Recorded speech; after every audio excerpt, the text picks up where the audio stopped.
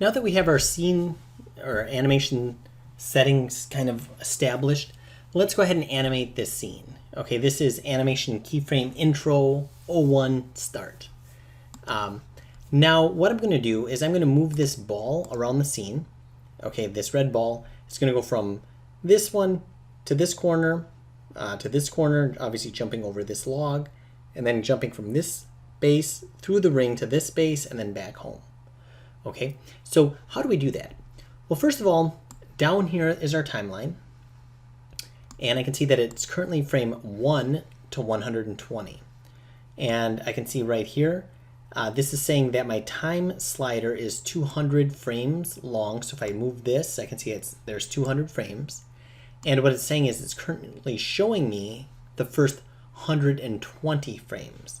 So if I brought this over like this, now it would show me all 200 frames.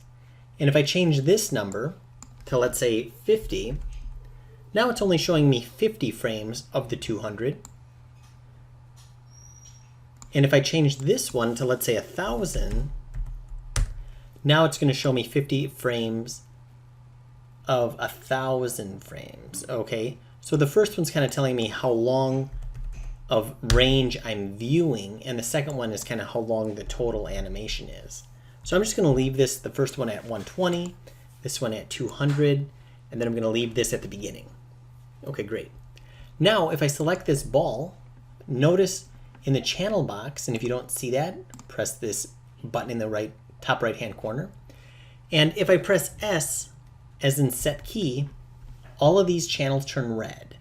And there's also a red tick bar that appears on the timeline.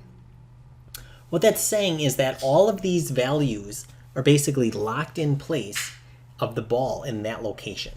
So if I want the ball to move 1 second to get to this base, I'm going to put this to frame 24 because, once again, there's 24 frames in 1 second. And I'm going to simply move it over here. And if I have auto key turned on, which is this one right here, any change that I make is going to then automatically be keyed. Otherwise, if I didn't have auto key on, after I move it, I would have to press S to set another keyframe. Now, if I click between these frames, I can see that the ball will move. And if I press play, it takes 1 second for it to move from one base to the other. And if yours is moving super fast, you may need to right click on the timeline, go playback speed, and make sure that's set to real time.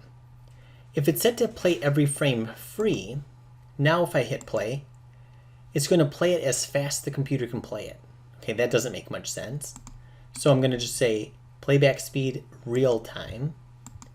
Now it's going to do whatever it can to make it as accurate timing as possible. Okay, great. So it took 1 second to get to base 1.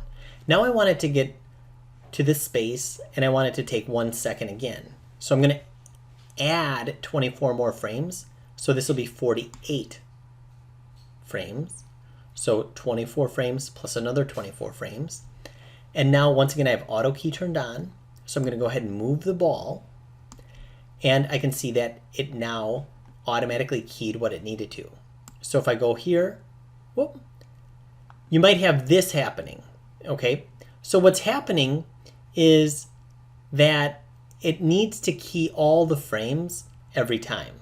Okay, so I'm going to go ahead and start over. I'm going to kind of show you the importance of kind of keying all these channels, because what it did was, if I look here, it only keyed translate Z, then it only keyed translate X. Okay, so I'm going to go ahead and delete this frame, and then I'm going to jump to the next keyframe so I can step back 1 keyframe. I'm going to right click and delete again. Okay, now I'm back here. So this time I'm going to turn off auto key, and I'm going to go forward 24 frames, move this forward, and then press S, and now it's going to capture all of these values. Once again, I can scrub through. Then I'm going to go 48 frames. I'm going to move forward and then press S, and once again it captured all of these values. So now if I scrub through, there we go. I can see that it's going to that base and then that base. It's not cheating and rounding the corner like it was before. So if I hit play, that's what it looks like. Okay, great. But you notice that it's cheating. It's going through the obstacle. Okay, so what I could do is right before I wanted to start jumping, maybe right here, I'll just press S to set a keyframe. And now, if I go forward a little bit, I'm going to say right here, I want it to be at the peak of its jump. So I'm going to move it up, press S. And now I'm going to go back here, and I'm going to say I want it at frame 40 to be already done with its jump. Press S. Hey, there we go. Okay, great. So now if I rewind and press play, hey, congratulations. We already got our first obstacle out of the way.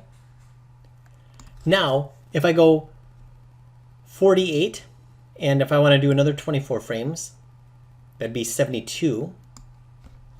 So I'm going to go from here to frame 72, and then press S. And once again, it's kind of cheating itself, right? It's going underneath that ring. Well, that's easy. I could just go right here, pull this up, and press S. Hey, there we go. Nice. Notice how I'm clicking and dragging. I'm just left mouse clicking and dragging. That's called scrubbing the timeline. And I feel like that's good so you can kind of see what's happening and evaluate if that's what you want. Okay? Okay, now on this last one, I want this to take 2 seconds to get to the end. Okay? So if I do 2 seconds, then that means that from 72, I'm going to add 48 frames, which if I add 48 frames, that's going to be 120. So now I'm going to move this first to 120. So between here and here, that's 48 frames. I'll go back to the beginning and press S. Now you can see that it's going to take it's going to take twice as long to get to that home from this base to this base as it did for these other bases. So now if I go back to the beginning and press play,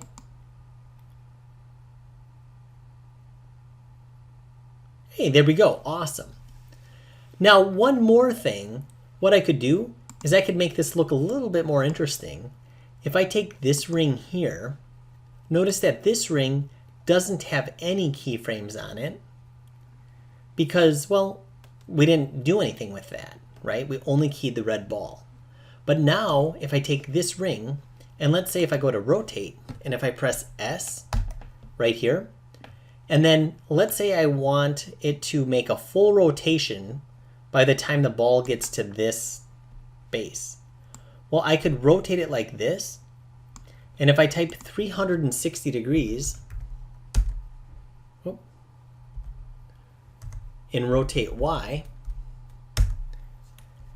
and then I could click on rotate Y, and I could right click and go key selected. Now you can see that as the ball is moving, the ring is making a full rotation.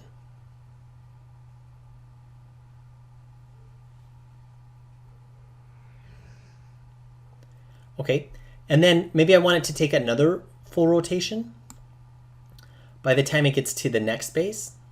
So at frame 48, if I wanted to do a full rotation again, I'm going to take 360 plus 360, so that would be 720. So now I'm going to rotate this, and I could say at frame 48, I want it to be 720 degrees. Right click, go to key selected.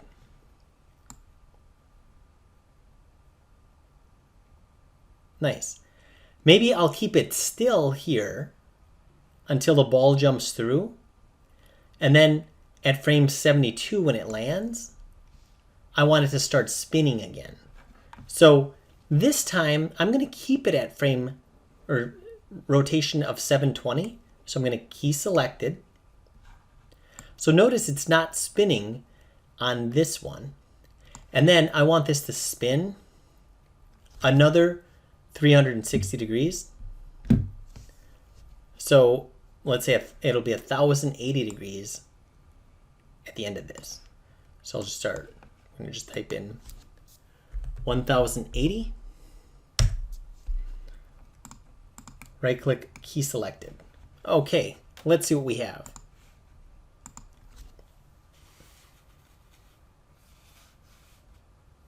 Okay, awesome. Congratulations, you got your first animation. And we have two objects animated that are kind of working together with one another. So in the next lesson, we'll kind of start talking about some more animation concepts.